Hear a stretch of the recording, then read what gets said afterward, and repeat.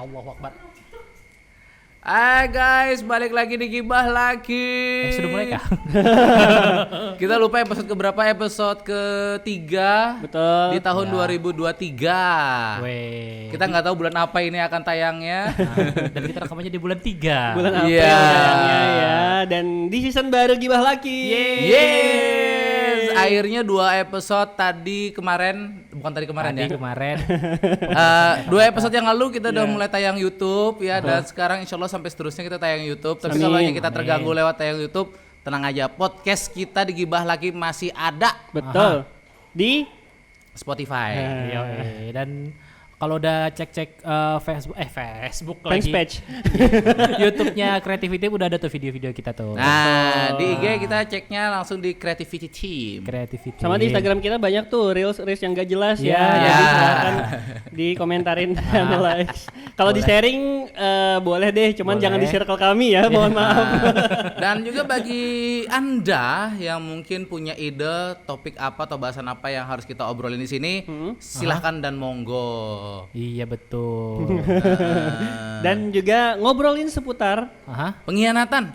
Langsung patah sekali ya. langsung patah sekali. Kenapa? Soalnya udah ada yang request ke kita, tolong Aha. dong bahas masalah pengkhianatan. Oke. Nah, sebenarnya bukan pengkhianatan sih yang dibahas, Lebih ke kayak gini sih, kayak trust issue. trans issue ya, dan ini trans issue sepanjang masa.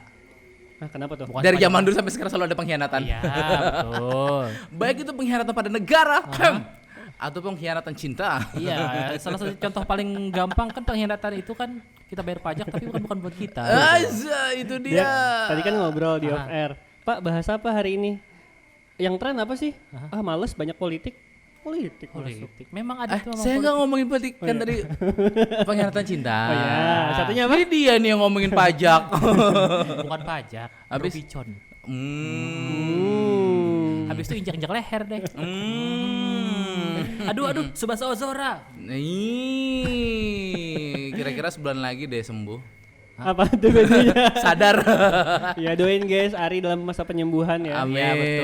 Penyembuhan dalam kegilaan maksudnya. Iya, saya Iya. kemarin masih ya sudahlah tidak usah dibahas. Iya, soalnya kemarin terakhir Berbahaya saya kalau sempat saya sambung. ngobrol pada sholat Jumat sama Ari guys ya. Wah, bagus ya. Dia ngobrolnya lagi sholat Jumat. sakit hati. Heeh. Hah? Iya, Kenapa? memang. Hatinya Saya bengkak.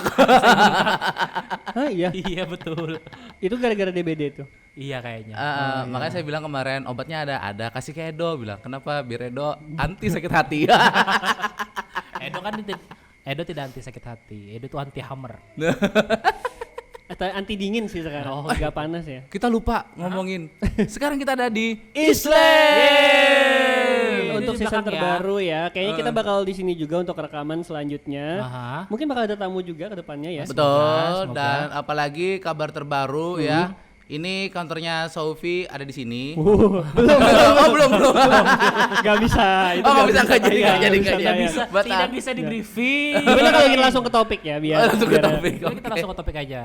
Kita hari ngebahas dari pengkhianatan. Pengkhianatan dari intinya PDIP ya. bukan. Tadi ada requestan tentang selingkuh. Oh, Jadi selingkuh identik dengan pengkhianat. bukan cuma selingkuh sih yang pengkhianatan itu. Kayak misalkan arisan bodong juga pengkhianatan kan. Iya, yang sebelumnya pernah kita Dan bahas ternyata juga masih ya. relate sampai sekarang. Oh, Ada iya? yang ditangkap lagi kan? Baru. Iya, baru. Oh, berarti bukan musiman kan arisan bodong itu? Iya, bukan musiman tapi lebih ke hobi mereka yang tertipu aja sih. kayaknya. Sebenarnya musimannya itu bukan di arisannya, Aha. ditangkepnya. Oh, gitu. Jadi ada fase-fasenya. Ini kan Terus, jadi pihak penyidik kan, Aha. nih musimnya akhir bulan nih. Yuk cari yuk. Itu karena pengkhianatan juga, Pak. Apa tuh? Cepu. Oh Iya, cepu. Tapi Tuh orang kan cepu kebanyakan- tuh pengkhianat. Kebanyakan yang ditangkap arisan online kan selebgram ya. Ya biar naik beritanya. Oh, gitu. Kalau orang biasa mah ngapain? Mau saya dia sebut naikin? namanya? Nggak usah. Nggak usah, nggak usah. Anda menawarkan sesuatu. Ya. Enggak, takutnya nanti ini pencemaran nama baik ini. Oh, Ya. memang saya cemarkan aja sekalian. Kenapa sih dengan pengkhianatan? Ada hubungan yang dihianati kah kali ini? Bukan kalau masalah pengkhianatan itu saya lagi dituduh selingkuh dengan janda. Tapi memang ada yang tapi mengatakan sebuah lagu kan. Apa tuh? Hah? Perawan apa sih? Hah? Perawan atau janda? Iya, kayak lagunya perawan ada janda. Nah. Oh, kirain yang Perawan memang Perawan memang menawan. Menawan, Tapi janda janda lebih menggoda. menggoda. Oh. Boleh nggak yang bisa saya bantah gitu loh? Saya nggak bisa bisa. membantah karena Nggak ada bisa. sedikit ancaman di sini. Dari kedua belah pihak ya. Iya, dari yang tua dan juga yang muda. Nah itu ada suaranya. Tapi ngobrolin janda dan perawan. Enggak sih. Oh, itu juga mau yang janda. Susah ya. Saya mau diikutin juga gitu. Tapi menurut Edo sendiri Dok, pengkhianatan antara perawan dan janda, pilih mengkhianati yang mana Dok? Maksudnya pengkhianatan antara perawan dan janda itu seperti apa? Maksudnya ingin berkhianat lebih memilih ke perawan atau memilih ke janda? Oh gitu. Ya boleh lah. Nah ini kan karena kita gibah laki kan ya. Ini ngobrolin seputar laki-laki. Laki-laki apa kita gitu. oke. Dengan topik yang kita bahas. Kenapa enggak kalian bawa AK-47 terus tembak aja kepala saya sekarang guys? Tapi serius loh, gue heran yang biasanya yang sering menggoda itu pasti di jandanya daripada yang perawannya loh. Kenapa coba? Hah? Kenapa? Namanya janda. Dia mikir itu bukan lagi tampan gitu ya. Tapi Mapan. Nyaman oh nyaman. Oh nyaman. dan mapan. Janda itu kan singkatan. Jajaran penggoda. Iya. Beda kalau yang masih perawan, isinya masih belum janda, bukan perawan ya. Kita ngomongnya masih belum janda. Iya. Kalau ngomongin perawan dan nggak perawan susah deh ya. Kayaknya kita bakal kena kasus deh kalau ngomongin perawan ya. Kita ngomongin janda dan belum janda. Betul. Kalau yang belum janda pasti idealismenya tinggi. Nah, pasti milih tuh yang seumuran. Hah, sama dia, masa om-om gitu kan. Yang ganteng. Yang gitu ya. ganteng, walaupun sebenarnya masih kere juga. Tapi aku pointing di kata Adit tadi, emang biasanya nyari yang nyaman ya, karena kebanyakan janda udah mapan. Iya. Ada yang mapan, ada yang mencari laki-laki yang mapan supaya dia juga mapan. Oh gitu. Karena kan kebutuhan hidup sekarang juga lumayan tinggi kan. Hmm. Kebutuhan Betul. hidup dan kebutuhan fashion. Si. Betul. Itu hanya sebagian kecil, Pak. Tapi sebagian besar, percaya nggak percaya, 80% janda punya penghasilan sendiri. Dia carinya itu bukan cari duit. Duit saya punya kata janda. Oke. Mungkin dengan open BO mungkin ya. Enggak. Siapa tahu ada. Enggak mesti juga sih. Saya bawa minum aja lah ya. Atau mungkin mereka pengusaha juga. gitu. Apalagi kan sekarang kan jualan-jualan juga banyak kan, kayak jualan makanan atau apa gitu kan. Betul. Itu utamanya sampingannya kan open BO tadi. Enggak juga. Tapi kita sebenarnya gara-gara janda ini lebih banyak nonton di film gak sih? Kayak janda-janda mapan gitu. Iya. Dan film juga berpengaruh sih terhadap banyaknya janda sekarang. Iya, biasanya kan kalau ada tokoh-tokoh kayak gitu kan pasti biasanya godain cowok. Iya. Gambarannya kayak gitu terus sih. Gambarannya gitu, tapi sebenarnya nggak kayak gitu. Nggak kayak gitu ya. Tapi memang kodratnya janda itu memang menggoda, Pak. Oh gitu. Jadi kalau misalkan Anda dihadapkan dua pilihan antara perawan dan janda, Anda pilih apa, Pak? Hah? Saya milih istri sendiri. Istri sendiri. Ini konotasinya kalau saya sendiri pilih janda dong. Biar saya tembak aja. Enggak, Biar kalau saya saya terus yang kena tembak. kalau saya sendiri janda dong. Oh, kenapa tuh? Satu, istilahnya sudah punya pengalaman. Sesuai lagunya kan, lebih berpengalaman. Bentar, ini aman kan Adit ya? Aman. Tapi tiba-tiba aku tidak akan mempromokan ini ya, guys. Asal jangan yang itu dipotong. Kalau yang bagian itunya maaf. Kayak nanti dikasih timestamp ya. Iya. Ya, lanjut Dit. Pengalaman ini istilahnya pengalaman hidup. Dia pernah bersama seorang pria tapi tersakiti atau putus di tengah jalan gitu. Jadi yang kedua biasanya karena udah ada pengalaman pertama. Oh, kenalan nih. Kenalannya Adit ya? Ada kenalan saya. Jadi karena pengalaman pertama yang gagal, di situ dia belajar dan mencoba yang kedua ini biasanya jauh lebih mateng. Pemilihan laki-lakinya pun tidak lagi waktu pertama memilih yang harus seumuran, harus ganteng, harus begini, harus begitu. Tapi ternyata ada hal-hal penting dari teman saya yang janda ini bahwa yang dicari itu bukan hanya sekedar tampan dan juga tampang, tapi juga ada kematangan secara emosional dan lain sebagainya. Gitu. Mungkin di attitude-nya juga mungkin ya. Betul. Karena kan biasanya kalau anak-anak yang remaja menuju dewasa kan itu masih egonya masih tinggi mungkin, attitude-nya mungkin banyak yang kurang sopan gitu kan. Tapi bukan hanya berlaku pada janda, duda juga gitu. Sama. Teman saya ada juga yang duda, laki-laki. Setelah dia bercerai, jadi duda, dia ternyata memang lebih apa ya? Lebih shine bright gitu ya. Iya. Jadi dia berpikir aku dulu salah. Dia akhirnya kalau laki-laki yang duda itu sudah berpengalaman, dia ngerti salahnya di mana dan bagian mana yang harus dia perbaiki. Tapi mungkin kadang-kadang juga ada yang bukan cuma janda tapi duda juga kayak takut untuk memulai satu hubungan lagi karena kalau aku mulai satu hubungan lagi aku nanti sakit lagi kayak kemarin. Itu yang salahnya kalau dia pilih yang muda. Ya kan? Yang muda lagi. Wajar kalau yang mantan istrinya ngamuk. Tapi biasanya dipilih yang muda lagi. Tapi biasanya emang kayak gitu nggak sih, kayak janda atau duda itu pasti kalau nyari yang baru carinya lebih muda gitu atau enggak? Jarang.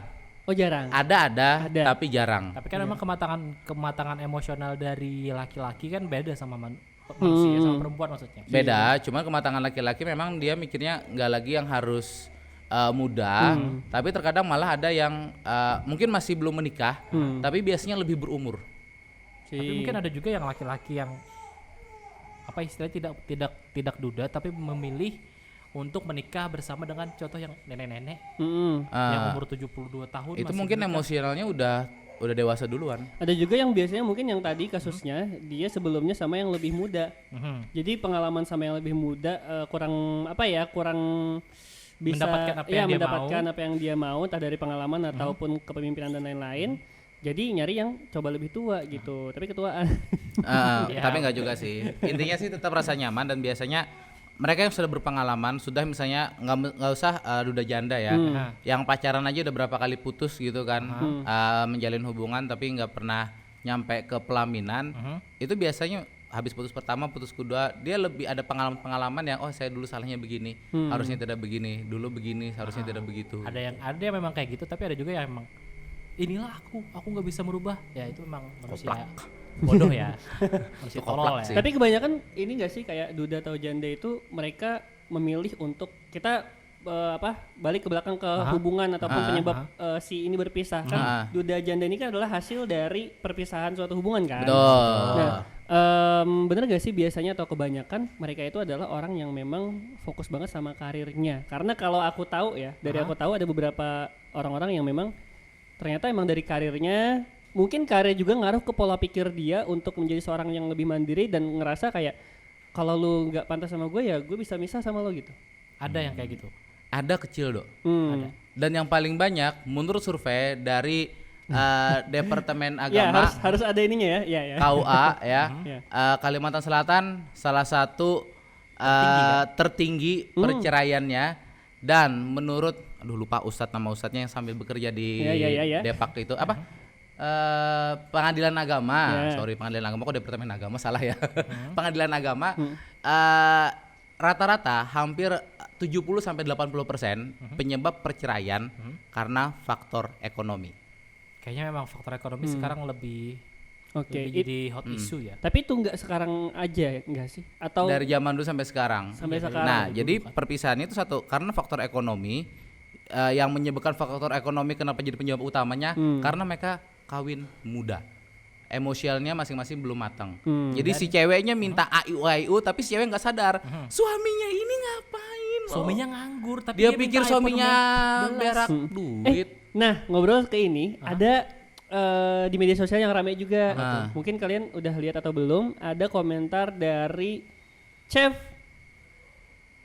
yang cewek itu Renata. Chef Renata yang bilang ada cowok yang nanya ke dia, kamu gimana posisinya kalau misalkan di posisinya dibalik gitu, kamu yang kerja, cowok yang di rumah gitu. Terus kalau nggak salah Chef Renatanya bilang it's okay selama dua orang ini masih oke-oke aja gitu. Dan toh si cowok pun katanya dia sih punya contoh atau enggak gitu ya, nanti kita sertakan juga.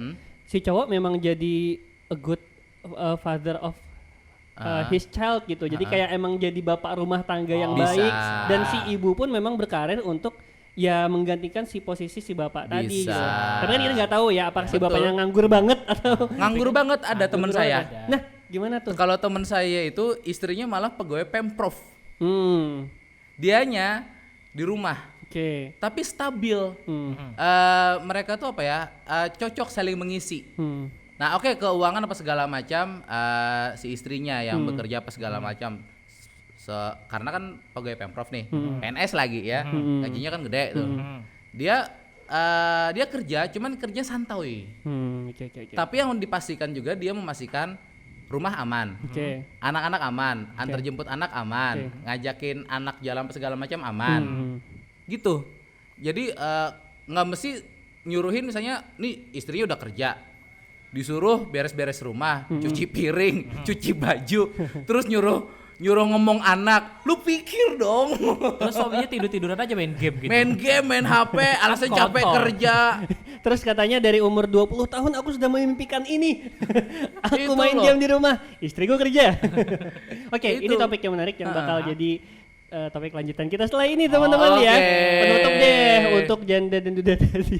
Walaupun agak jauh dari pengkhianatan gitu ya. Jauh dari pengkhianatan. Oh ada deh pengkhianatannya, mungkin dari situ terpisahlah dua orang ini. Nyambung doang sih. Sebenarnya kalau mau disambungin antara topik kita yang kita bahas tadi itu kenapa perpisahan apa segala macam. Karena mungkin terlalu sakit hati, emosional, akhirnya mencari pelarian ke lain. Nah, dan mungkin gitu. dari ego. Tidak Anda bosan nih ceritanya. Ego. Kok gue? Enggak. Ego dari anak-anak muda yang ingin menikah muda. Dan ketika sudah menikah, mereka cuma memikirkan, menikah tuh cuma uang gitu misalnya. Padahal kan sebenarnya enggak itu. Iya, gitu. kebanyakan kalau orang anak muda yang pengen nikah tuh mikirnya di situ doang, Dok. Dia nggak mikir makan minum anak bini gimana, tempat tinggal gimana. Kan kawin itu cuma tiap hari. Ya. Udah pasti titit kan nanti bunyinya ya pasti titit ya. Tapi berarti kalau nikah muda, cerai muda, duda muda dong? Iya, makanya. Gimana Ri? Duda muda sebelah? Gimana? Duda muda sebelah. Udah pamit. Dia pamit, bye-bye. Nanya duda kok ke saya? Pengen jadi duda.